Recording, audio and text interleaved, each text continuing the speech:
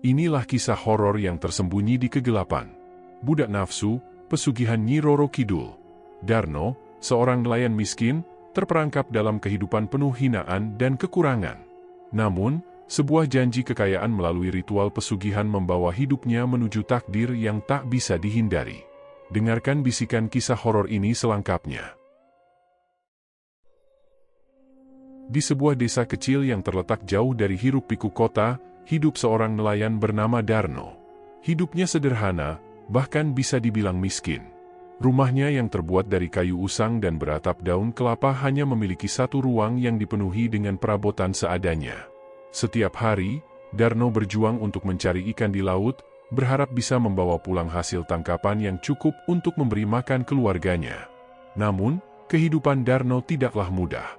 Setiap malam, ia kembali ke rumah dengan tangan kosong, hanya membawa rasa lelah yang mendalam. Istrinya, Siti, yang sudah lama merasa kecewa dengan keadaan mereka, seringkali melontarkan kata-kata tajam. "Kamu ini, Darno, kenapa tak bisa memberi kehidupan yang lebih baik untuk keluarga kita? Semua ini karena kamu tak pernah berusaha lebih keras." Siti sering mengeluh, seolah tak peduli dengan kerasnya usaha yang Darno lakukan. Darno merasa semakin tertekan. Setiap hinaan dari Siti semakin menggerogoti semangatnya. Ia merasa tak dihargai, tak ada yang mengerti betapa keras ia berusaha. Tetapi, meskipun demikian, ia tak bisa berbuat banyak. Keluarganya bergantung padanya, dan ia tak tahu kemana harus mencari jalan keluar. Ia merasa semakin terjebak dalam lingkaran kemiskinan yang tak kunjung usai. Suatu malam, ketika Darno sedang duduk di tepi pantai, mendengarkan debur ombak yang menghantam batu-batu karang, ia mendengar percakapan antara dua nelayan tua. Mereka berbicara tentang ritual pesugihan yang konon dapat mengubah nasib seseorang dalam sekejap. Salah satu nelayan bercerita tentang Nyi Roro Kidul, Ratu Laut Selatan yang dikatakan mampu memberi kekayaan bagi mereka yang berani melakukan pengorbanan. Cerita itu mengusik pikiran Darno. Dalam keadaan putus asa, dia mulai mempertimbangkan kemungkinan untuk mengikuti ritual tersebut. Malam itu, Darno terjaga lebih lama dari biasanya. Ia memikirkan semua yang telah terjadi dalam hidupnya, kesulitan ekonomi, hinaan dari istrinya, dan rasa putus asa yang semakin membebani pikirannya. Dalam hening malam itu, Darno membuat keputusan yang akan mengubah hidupnya selamanya. Ia akan mencari cara untuk melakukan ritual pesugihan itu, berharap bisa memperoleh kekayaan yang akan mengubah nasibnya dan, mungkin, membungkam semua hinaan yang telah diterimanya. Keputusan itu dibuat bukan karena keinginan untuk kaya semata, tetapi lebih karena rasa ingin bertahan hidup. Darno tahu bahwa jalan yang ia pilih mungkin berbahaya, namun saat itu, semua pilihan tampak sama-sama gelap. Tekanan hidup, keluarga, dan lingkungan membuatnya merasa bahwa pesugihan itu adalah satu-satunya cara untuk melepaskan diri dari segala penderitaan. Namun, Darno belum tahu betul apa yang akan menanti di ujung jalan itu. Setelah malam penuh keraguan dan pertimbangan, Darno memutuskan untuk menindaklanjuti cerita yang didengarnya tentang ritual pesugihan Nyi Roro Kidul. Ia merasa ada sesuatu yang mendorongnya untuk mencari perubahan, meski tahu betul bahwa apa yang ia tuju bisa jadi membawa malapetaka. Pikirannya dipenuhi oleh bayangan tentang kekayaan yang bisa merubah hidupnya, mengangkatnya dari kemiskinan yang selama ini menjeratnya. Keesokan harinya, Darno menyusuri jalanan desa yang sunyi. Ia berjalan dengan langkah berat, namun ada sesuatu yang membara di dalam dirinya, sebuah harapan yang belum pernah ia rasakan sebelumnya. Ia menuju ke sebuah tempat yang menurut cerita nelayan tua itu, adalah lokasi di mana ritual tersebut dilakukan. Tempat itu terletak di ujung desa, dekat dengan pantai yang selama ini menjadi saksi bisu kehidupannya sebagai nelayan. Setibanya di sana, Darno disambut oleh seorang pria tua yang tampaknya sudah sangat berpengalaman dalam hal-hal gaib. Dukun itu mengenakan pakaian serba hitam, dengan rambut panjang yang tergerai lepas, mencerminkan kesan mistis yang kental. Matanya tajam, namun seolah menyimpan rahasia yang tak ingin ia ungkapkan. Darno merasa takut sekaligus tertarik, ada ketegangan yang menggantung di udara, tetapi ia tetap melangkah mendekat. "Apakah kamu benar-benar ingin mengubah nasibmu?" tanya dukun itu dengan suara serak, seolah mengukur ketulusan Darno. Darno mengangguk ragu, namun dalam hatinya, tekad sudah terpatri. Ia ingin keluar dari segala belenggu kemiskinan dan menjadi seseorang yang dihormati, setidaknya oleh istrinya, Siti. Dukun itu melirik Darno dengan pandangan tajam dan kemudian mulai memberikan petunjuk tentang bagaimana cara menghubungi Nyi Roro Kidul.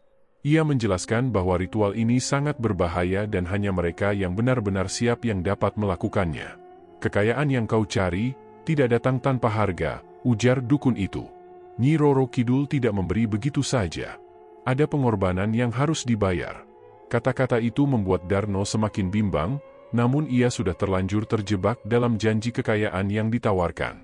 Apa yang ia pikirkan hanyalah satu, keluarganya bisa hidup lebih baik, dan dirinya bisa keluar dari bayang-bayang hinaan yang terus-menerus datang.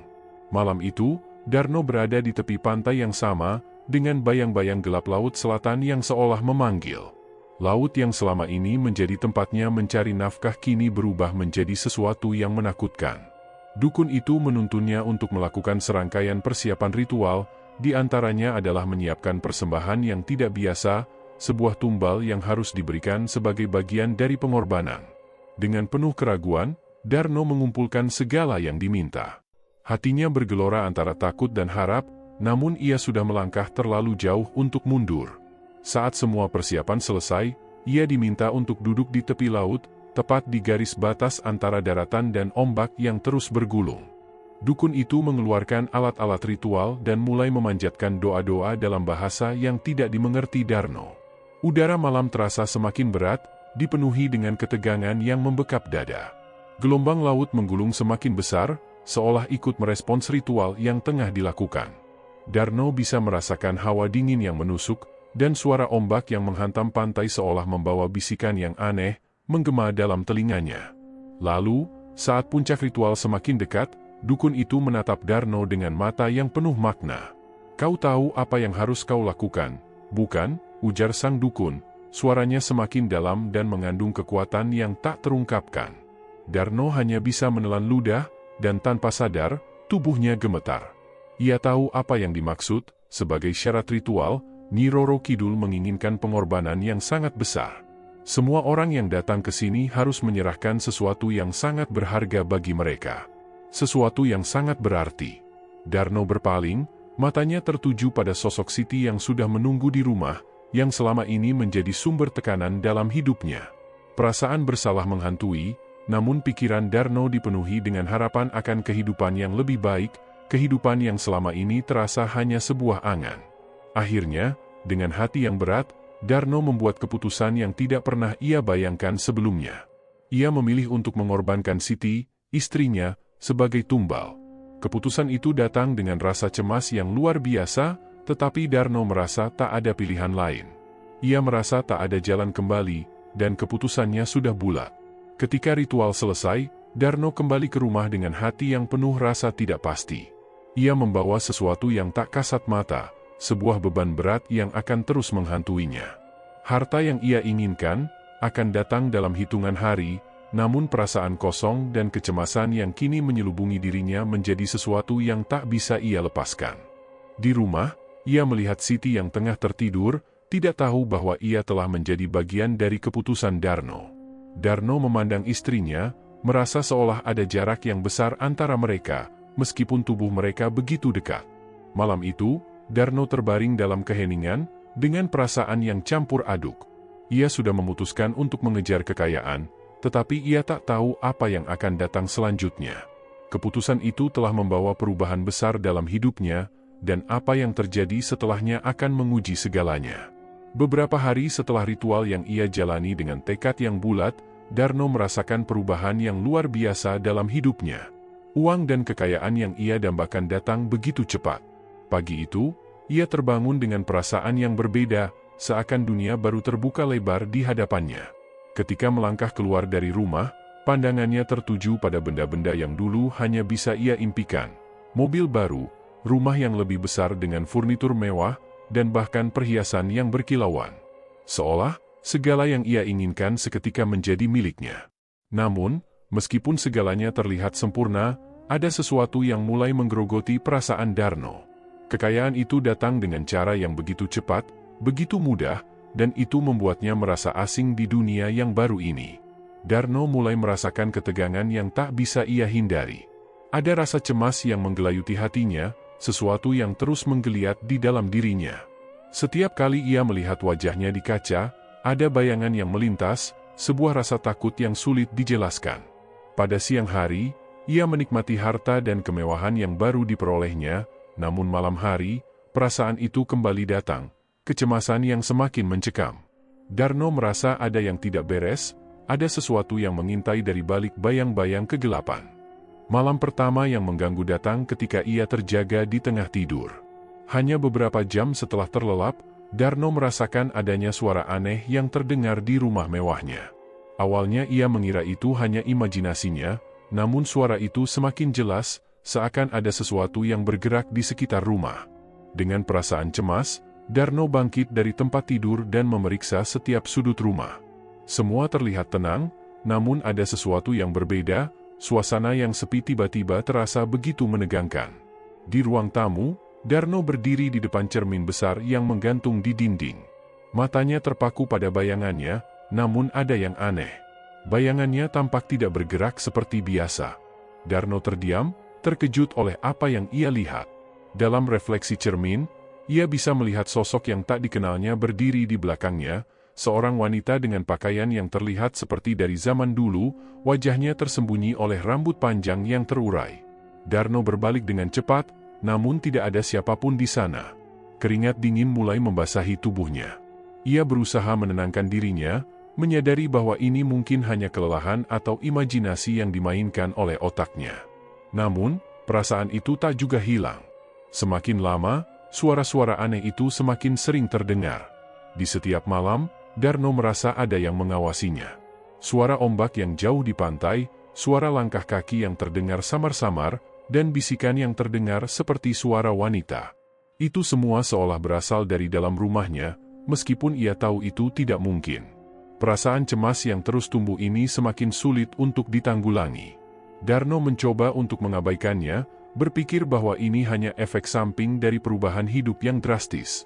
Namun, rasa gelisah itu tak kunjung reda. Malam-malamnya dipenuhi dengan mimpi buruk yang semakin nyata. Dalam tidurnya, ia seringkali melihat sosok wanita itu muncul, menatapnya dengan mata yang penuh kebencian dan kemarahan. Ia merasakan seolah ada sesuatu yang mengejarnya, sesuatu yang tidak bisa ia hindari. Keadaan Darno semakin parah. Keesokan harinya, setelah mimpi buruk yang mengganggu tidurnya, ia terbangun dengan tubuh yang lelah dan terengah-engah. Wajahnya pucat, dan perasaan takut itu tidak bisa ia hilangkan. Ia mencoba untuk menjalani hari seperti biasa, namun setiap kali ia melangkah, ada rasa tak nyaman yang menyertai. Sesuatu di dalam dirinya merasa seolah terjebak dalam dunia yang tidak pernah ia kenal sebelumnya. Setiap kali Darno melihat ke arah perhiasan yang kini menghiasi tubuhnya, ia merasa bahwa kekayaan itu bukan hadiah, melainkan kutukan. Ia melihat istrinya yang sudah lama meninggal, terbaring tak bernyawa, dan rasa bersalah mulai menguasainya. Tidak ada kebahagiaan dalam kekayaan yang ia miliki. Darno tahu bahwa kekayaan itu tidak datang tanpa harga, dan harga yang harus ia bayar sudah mulai menghantuinya. Suatu malam, ketika Darno sedang duduk di ruang tamu, menikmati keheningan yang aneh, ia mendengar suara langkah kaki di luar. Awalnya ia berpikir itu hanya angin, tetapi semakin lama, suara itu semakin jelas. Darno merasa jantungnya berdegup kencang. Ia membuka pintu dengan hati-hati dan melihat keluar. Semua tampak gelap, namun di kejauhan, ia melihat sesuatu yang menggerakkan bayangan di bawah cahaya bulan. Tiba-tiba, darinya terdengar suara perempuan yang sangat dekat, "Kekayaan itu bukan milikmu, Darno. Kamu telah melanggar janji." Suara itu memantul dalam kegelapan, semakin lama semakin mendekat. Darno berlari ke dalam rumah, menutup pintu dengan panik, tetapi ketakutannya semakin nyata.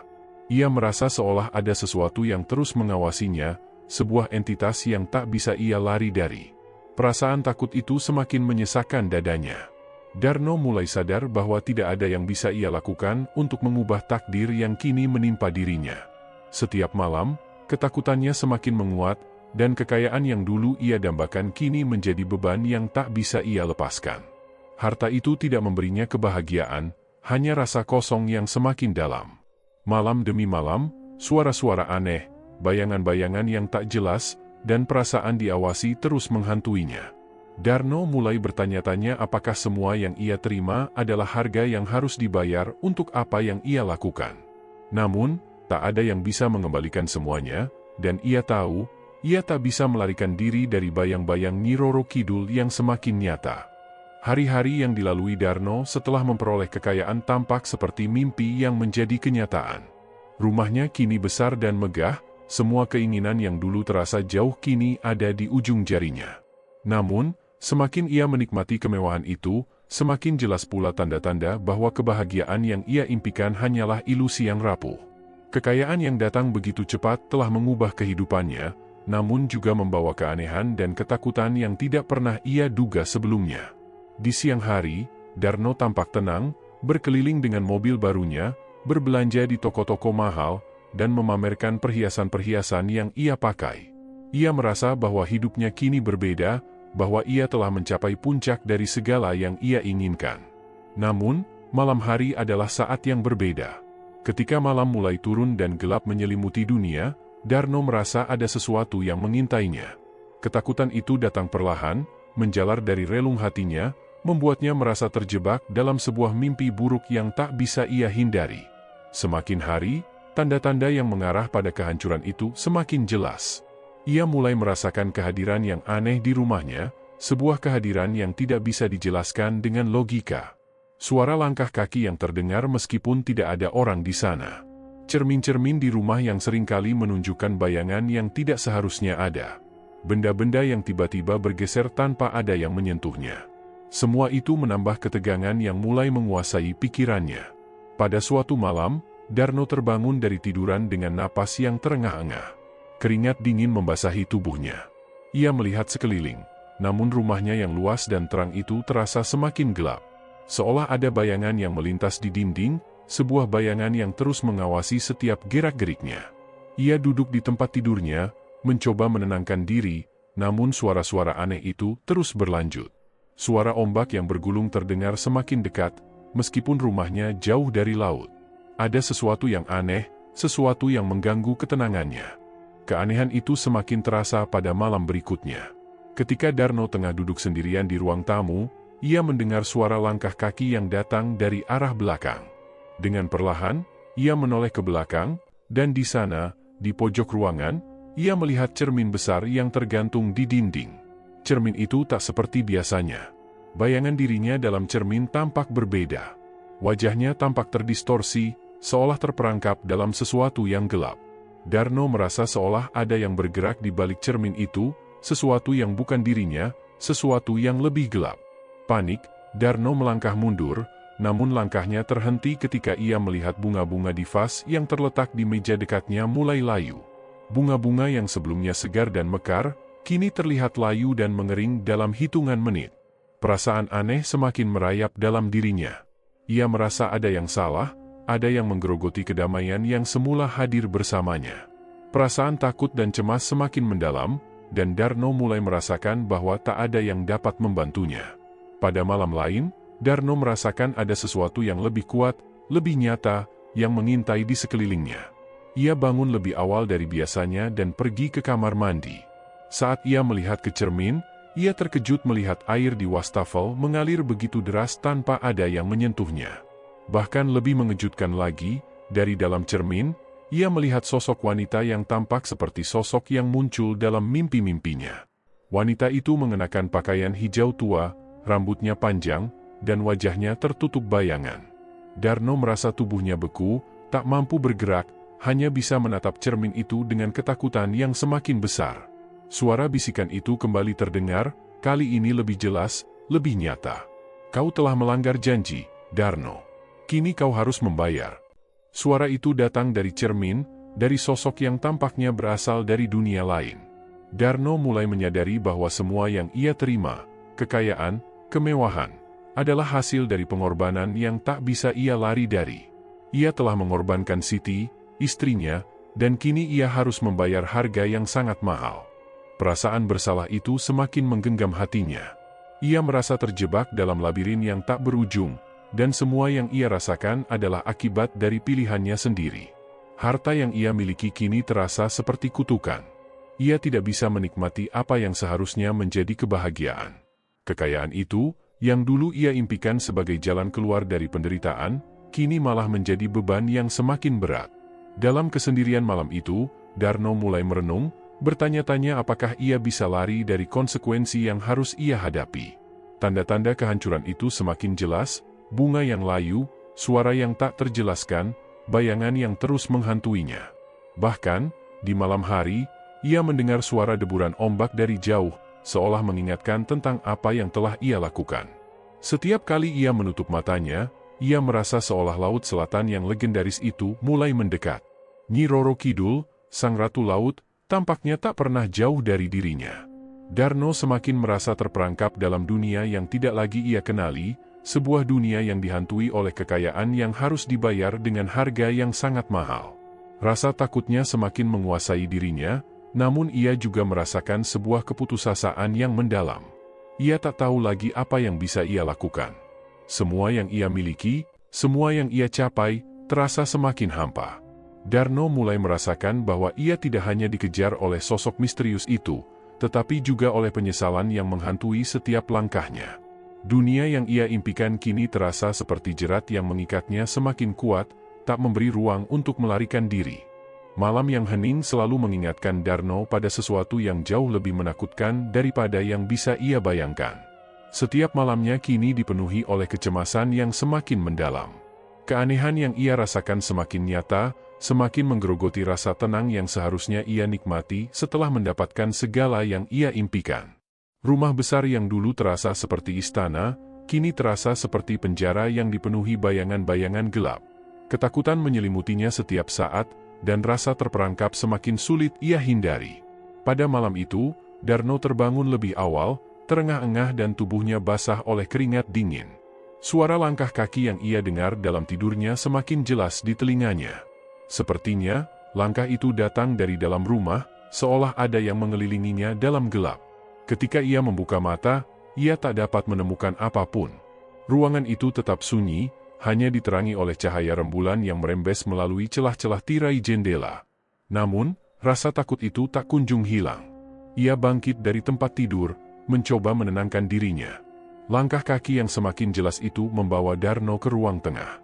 Di sana, ia memeriksa setiap sudut, berharap menemukan penjelasan logis.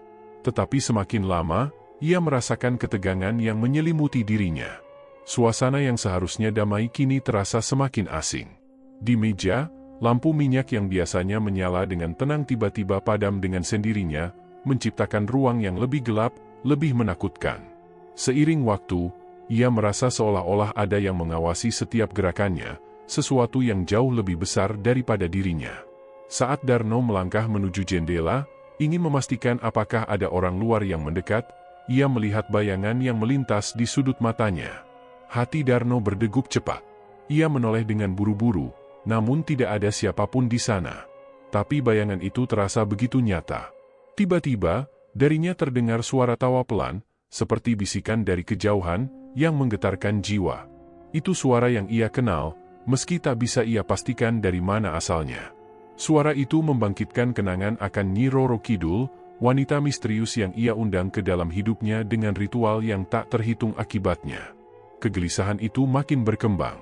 Darno tahu bahwa ini bukanlah imajinasi atau hanya efek kelelahan. Ada sesuatu yang tidak wajar, sesuatu yang lebih kuat daripada dirinya. Ia bisa merasakan adanya kehadiran yang menekan, menghalangi setiap niat baik yang ada dalam dirinya. Ketakutan itu semakin nyata, semakin mendalam.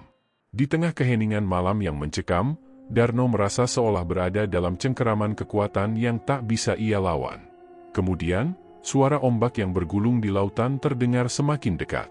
Sebelumnya, ia hanya mendengar suara itu saat ia berbaring di tempat tidur, di luar kesadarannya. Tetapi kini, suara itu menggema begitu nyata, seolah datang langsung dari dalam rumah.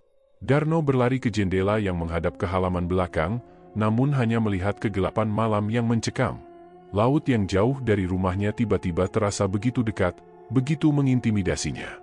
Ketika ia berbalik dan melihat ke arah ruang tamu, matanya tertumbuk pada cermin besar yang tergantung di dinding. Ia melihat dirinya sendiri, namun sesuatu yang berbeda tampak jelas. Wajahnya yang tercermin tampak pucat dan penuh ketakutan, seolah cermin itu memperlihatkan sisi dirinya yang terperangkap. Dalam cermin itu, ia melihat bayangan yang tak seharusnya ada, sosok yang lebih gelap dan lebih besar dari dirinya. Sosok itu bergerak dengan lambat, mendekatkan dirinya ke bayangan Darno. Wajahnya yang tidak jelas muncul dalam refleksi, dan Darno merasa tubuhnya kaku, tak mampu bergerak.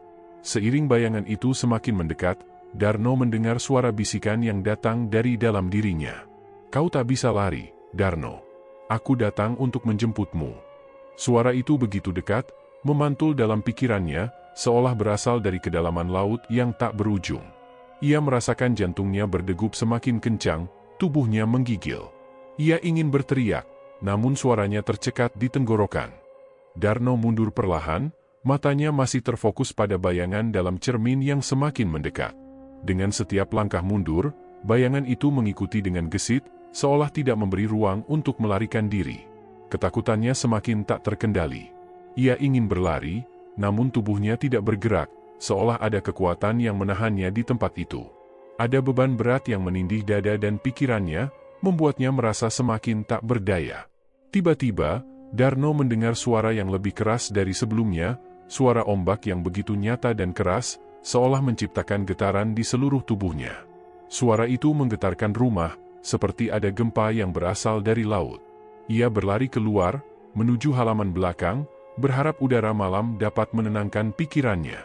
Tetapi saat ia melangkah keluar, ia merasa dunia sekitar tiba-tiba gelap, seperti diliputi kabut tebal. Di hadapannya, laut yang jauh tampak begitu dekat, ombak yang menggulung semakin jelas terdengar. Bayangan gelap di kejauhan semakin nyata, bergerak mendekat dengan kecepatan yang tak bisa ia hindari. Darno berdiri tertegun di luar rumah, memandang ke arah laut yang kini terasa seperti takdir yang menunggunya. Sosok bayangan itu, Nyi Roro Kidul, mulai tampak lebih jelas, berdiri di tepi laut dengan pakaian hijau tua yang berkibar tertiup angin. Matanya yang penuh kemarahan menatap Darno dengan tajam, seolah menunggu saat yang tepat untuk mengambilnya. Ketakutan yang mencekam semakin menguasai dirinya. Darno merasa bahwa segala yang ia capai, segala kekayaan yang ia raih, kini hanya menjadi debu di hadapan kekuatan yang jauh lebih besar. Ia ingin lari, namun langkahnya terhenti. Laut itu sudah memanggilnya, dan ia tahu, tidak ada tempat yang aman. Malam itu, ketakutan yang selama ini menghantuinya akhirnya menjadi kenyataan. Nyi Roro Kidul datang menjemputnya, dan Darno tahu, tidak ada jalan untuk lari. Hari-hari yang berlalu semakin terasa berat bagi Darno. Kekayaan yang ia miliki sekarang hanya berupa beban yang menggerogoti setiap langkahnya. Ia hidup dalam ketakutan yang tak terucapkan, terperangkap dalam dunia yang dipenuhi oleh penyesalan dan bayangan yang menghantuinya. Nyi Roro Kidul, sang Ratu Laut, telah mengikat janjinya pada Darno dengan cara yang sangat berbeda dari yang ia bayangkan. Ia tahu bahwa untuk membebaskan dirinya dari cengkeraman itu, ia harus membayar dengan sesuatu yang lebih besar, lebih berharga dari semua yang pernah ia impikan. Namun, Darno tidak pernah membayangkan harga yang harus ia bayar akan seberat ini. Ketakutan itu datang semakin mendalam. Di siang hari, ia merasa seperti ada sesuatu yang mengawasinya, meskipun ia dikelilingi oleh kemewahan yang ia miliki. Rumah besar dan indah yang dulu tampak seperti hadiah dari surga kini terasa seperti kurungan yang tak bisa ia tinggalkan. Setiap langkahnya selalu diikuti oleh perasaan cemas yang datang tanpa henti. Malam hari adalah saat yang paling menakutkan, saat di mana ia merasa semakin terperangkap dalam kesendirian yang semakin menghimpit. Pada malam itu, Darno merasa tubuhnya semakin lelah, seolah sudah kehilangan energi untuk melawan. Ia terbangun dari tiduran dengan tubuh yang gemetar. Rasanya ada sesuatu yang sedang menghantuinya, bukan hanya dalam mimpi, tapi juga dalam kenyataan yang semakin kelam. Ia mendengar suara bisikan halus, suara yang ia kenal dengan baik, suara yang pernah ia dengar dari dalam cermin besar, suara Nyi Roro Kidul. Teriakan yang penuh ancaman itu kembali terdengar, meskipun sosok itu tak terlihat. "Darno, sudah saatnya kau membayar." Bisikan itu terdengar begitu jelas di telinga Darno, membuatnya terjaga sepenuhnya. Suara itu bukanlah suara dari dunia manusia. Itu adalah suara dari kedalaman lautan yang jauh, suara yang membawa janji, sekaligus ancaman. Darno tahu, waktunya sudah semakin dekat. Di tengah kekalutan yang semakin menekan, Darno merasa dirinya semakin terpuruk. Setiap kali ia mencoba berpaling dari kenyataan, setiap kali ia mencoba mencari jalan keluar, Nyi Roro Kidul selalu menemukan cara untuk menghampirinya. Sosoknya muncul dalam mimpi buruk, dalam bayangan-bayangan yang menakutkan. Kadang-kadang, ia merasakan sentuhan dingin yang menusuk dari udara malam, seolah ada tangan yang menggapai-gapai dari dunia yang jauh. Darno merasa tak bisa melawan. Apa yang sudah ia lakukan, apa yang sudah ia pilih, kini memburunya dengan kecepatan yang tak terduga. Pagi hari itu, Darno pergi keluar rumah, mencoba untuk mencari ketenangan dalam diri, meskipun perasaan cemas terus menyelimutinya. Ia berjalan ke taman yang luas di belakang rumah, berharap udara segar dapat sedikit meredakan kegelisahan yang menggerogoti jiwanya. Namun, saat ia berdiri di bawah pohon besar, ia merasakan sensasi aneh, seperti sesuatu yang mengintainya dari balik kegelapan. Ia berbalik dan melihat ke arah pintu yang terbuka lebar, sebuah bayangan yang melintas dengan cepat. Hatinya berdegup kencang. Saat itulah ia mendengar suara keras dari dalam rumah, suara benda yang jatuh dengan keras. Tanpa pikir panjang, Darno berlari ke dalam, merasa ada sesuatu yang tak beres. Begitu ia masuk ke ruang tamu, ia melihat sesuatu yang sangat mengerikan. Cermin besar yang ada di sana retak, garis-garis retakan memanjang di seluruh permukaannya. Darno merasakan tubuhnya kaku, tak tahu apa yang harus dilakukan. Dengan hati yang penuh ketakutan, ia menatap ke dalam cermin yang telah retak itu. Di dalamnya, ia melihat sosok wanita dengan pakaian hijau tua yang familiar, Nyi Roro Kidul. Wajahnya yang suram menatap Darno dengan penuh amarah. Matanya memancarkan kemarahan yang dalam, seolah menuntut pembayaran yang tak bisa ditunda lagi. Cermin ini adalah simbol dari perjanjian kita, Darno. Semua yang kau dapatkan harus dibayar. Semua yang kau ambil harus dikembalikan. Suara itu menggema dalam pikirannya, menggetarkan setiap sendi tubuhnya. Darno tahu, tak ada jalan kembali. Segalanya sudah diputuskan. Ia terperangkap dalam jaring yang ia sendiri buat, dan kini saatnya untuk menanggung akibatnya. Ia merasakan ketakutan yang sangat mendalam, seolah dunia runtuh di sekelilingnya. Hatinya semakin rapuh, dan ia mulai merasa putus asa. Ia ingin berteriak, ingin lari, namun tubuhnya tak mampu bergerak. Ia tahu bahwa Nyi Roro Kidul tidak akan membiarkannya pergi begitu saja. Semua yang ia miliki, rumah, harta, kemewahan, semua itu adalah bayaran atas pengorbanan yang harus ia bayar, dan kini pengorbanan itu kembali menuntutnya. Dalam kegelapan malam, Darno mulai merasakan sebuah dorongan yang kuat untuk menghadapi kenyataan. Ia tak lagi bisa melarikan diri. Sadar bahwa tak ada yang bisa ia lakukan untuk menghindar, Darno mulai merasakan bahwa pengorbanan yang telah ia lakukan tidak hanya melibatkan dirinya, tetapi juga orang-orang yang ada di sekitarnya. Terlebih lagi, ia tak bisa menghapus rasa bersalah yang menghantuinya. Setiap detik, setiap saat, perasaan itu semakin meresap ke dalam jiwanya. Dengan hati yang berat, Darno merasakan bahwa ia harus membuat keputusan yang lebih besar lagi. Mungkin, hanya dengan melakukan pengorbanan yang lebih besar ia bisa keluar dari belenggu ini. Namun, ia tahu bahwa jalan yang harus dilalui sangat gelap dan penuh ketidakpastian. Setiap langkah yang ia ambil semakin mendekatkannya pada akhir yang tak terhindarkan. Rasa takut yang mencekam semakin menggerogoti dirinya. Darno merasakan bahwa ia tak punya lagi waktu. Nyi Roro Kidul semakin dekat, semakin jelas hadirnya dalam hidupnya. Apapun yang ia lakukan sekarang, ia tahu bahwa pengorbanan yang harus ia bayar akan menuntut sesuatu yang jauh lebih besar dari yang bisa ia bayangkan. Hari itu terasa berbeda dari biasanya. Udara yang biasanya terasa segar kini terasa pekat, seolah menyelimuti setiap sudut rumah dengan hawa yang berat. Darno terbangun dengan tubuh yang sangat lelah, lebih lelah dari sebelumnya, meskipun semalam ia hanya tidur beberapa jam. Nyatanya, tidur itu bukanlah sebuah pelarian. Itu hanya membuatnya semakin terjerat dalam mimpi buruk yang terus menghantui. Ia merasakan ada sesuatu yang tak beres. Jantungnya berdebar lebih cepat dari biasanya, seperti sudah mengetahui sesuatu yang tak bisa ia hindari. Ia bangun dan melangkah perlahan ke ruang tamu, merasa seperti tubuhnya tak lagi sepenuhnya miliknya. Setiap gerakannya terasa berat, seolah dipenuhi rasa kesedihan yang mendalam. Dunia di sekelilingnya tampak kabur, dan pikirannya terasa sangat kosong, seolah tak ada lagi yang bisa mengisi ruang itu. Ia tahu, kesadarannya perlahan mengarah pada akhir yang tak bisa ia hindari. Nyi Roro Kidul, sosok yang selama ini menjadi bayangannya, kini semakin dekat. Darno tahu, waktunya sudah tiba. Di luar, cuaca tampak berubah. Langit yang biasanya cerah kini tertutup awan kelabu yang menyesakkan. Ombak di laut terdengar lebih keras dari biasanya, memecah keheningan yang menggelisahkan. Semua itu seolah memberikan isyarat, mengingatkan Darno bahwa kematian sudah mendekat. Ia tahu bahwa ia tidak bisa lagi lari dari kenyataan ini. Setiap keputusan yang ia buat selama ini, setiap langkah yang ia ambil, kini membawanya ke titik ini, akhir yang tak terelakkan. Dengan langkah yang berat, Darno keluar dari rumahnya, berjalan menuju pantai yang selalu menjadi saksi bisu perjalanan hidupnya.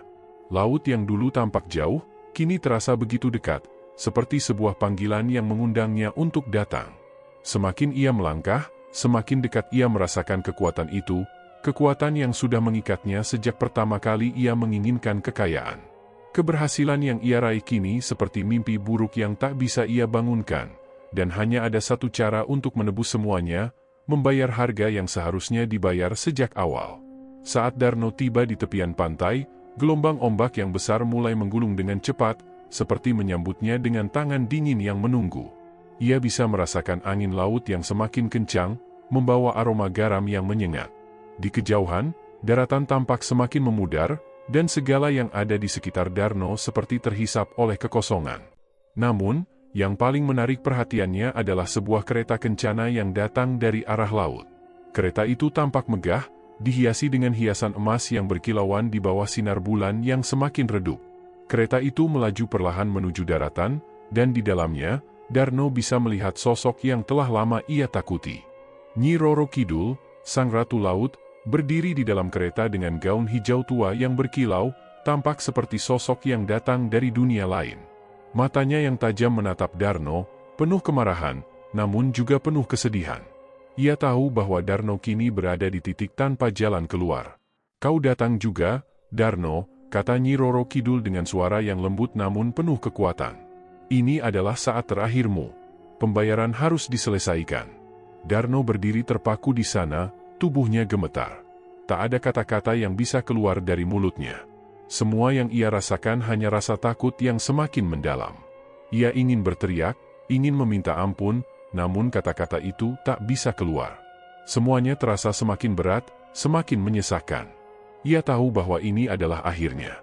Momen yang selama ini ia coba hindari kini tak bisa lagi ditunda. Ia telah melewati begitu banyak hal untuk sampai ke titik ini, dan kini ia harus membayar harga yang sangat mahal, nyawanya. Nyi Roro Kidul melangkah keluar dari kereta dengan anggun, kakinya yang telanjang menyentuh pasir yang lembut.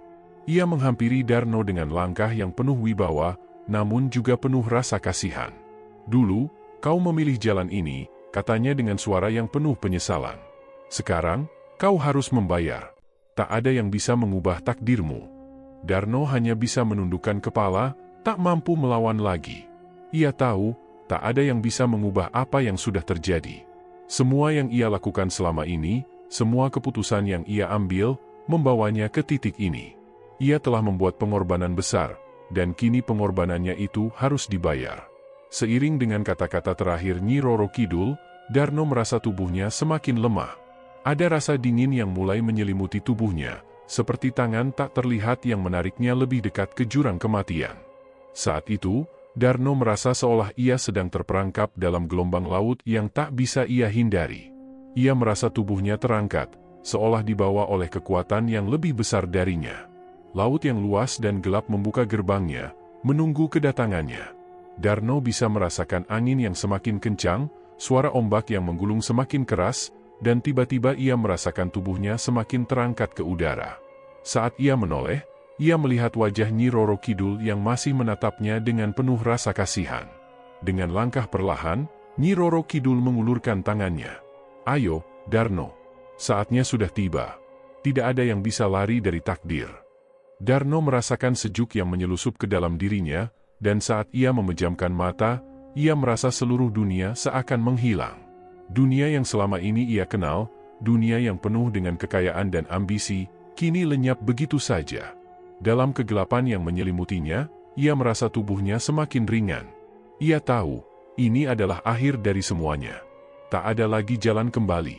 Saat kereta kencana itu mulai melaju menuju laut yang luas, Darno merasakan sentuhan dingin yang menusuk sampai ke tulang. Dunia di sekitarnya menghilang perlahan, dan ketika kereta itu semakin jauh, Darno tahu bahwa ia telah membayar harga yang seharusnya dibayar dengan nyawanya.